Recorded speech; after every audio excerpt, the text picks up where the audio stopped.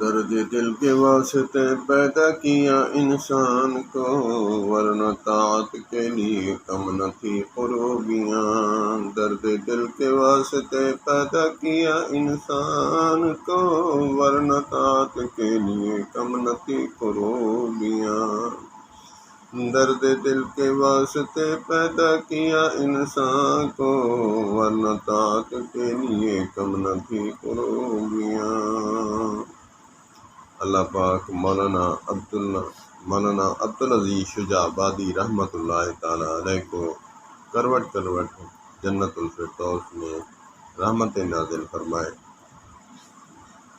یہ میں نے انہی کی زبانی سنا تھا، بہت ہی قیمتی شعر ہے۔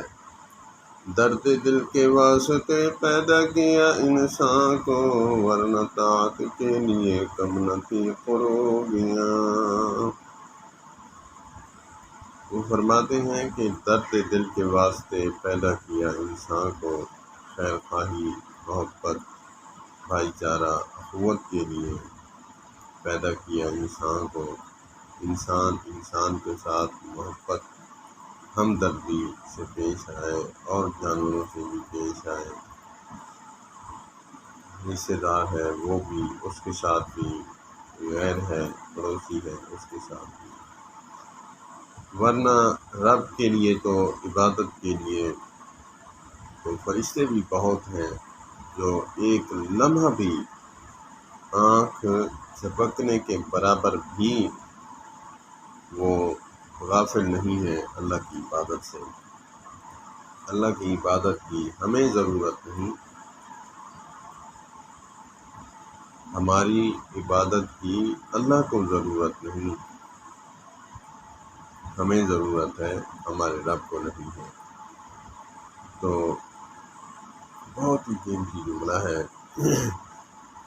قرآن پاک کی آیت ہے نا، وَمَا خَلَقْتُ الْجِنَّ وَالْإِنسَ إِلَّا لِيَعْبُدُونَ۔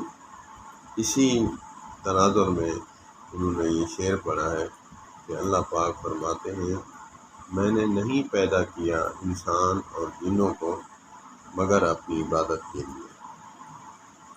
سبحان اللہ۔ تو اس کے ساتھ پھر انہوں نے یہی کہا کہ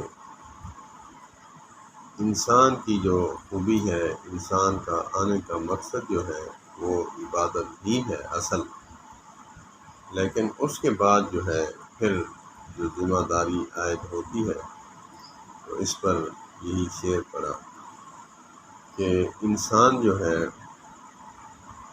عبادت کے بعد، ریاضتیں کرنے کے بعد پھر جو ہے وہ انسان خیر خواہی، انسانیت، اخوت، بھائی چارہ ضرور ہونا چاہیے، اگرچہ یہ نہیں تو پھر کچھ بھی نہیں۔ جیسے ایک عورت نے ایک کنویں کے ساتھ کتے کا بچہ پڑا ہوا تھا، زانیہ فاحشہ عورت تھی، لیکن اللہ عز و جل نے اس کو پانی پلانے سے اللہ پاک نے اس کو جنت الفردوس میں جگہ عطا فرمائی۔ اسی طرح اور بھی واقعات بہت ہیں جو صرف اللہ کی مخلوق کے ساتھ حسن سلوک کرنے کی وجہ سے اللہ پاک ان کو جنت عطا فرمائے۔ اللہ پاک ہمیں بھی توفیق عطا فرمائے۔ السلام علیکم ورحمۃ اللہ۔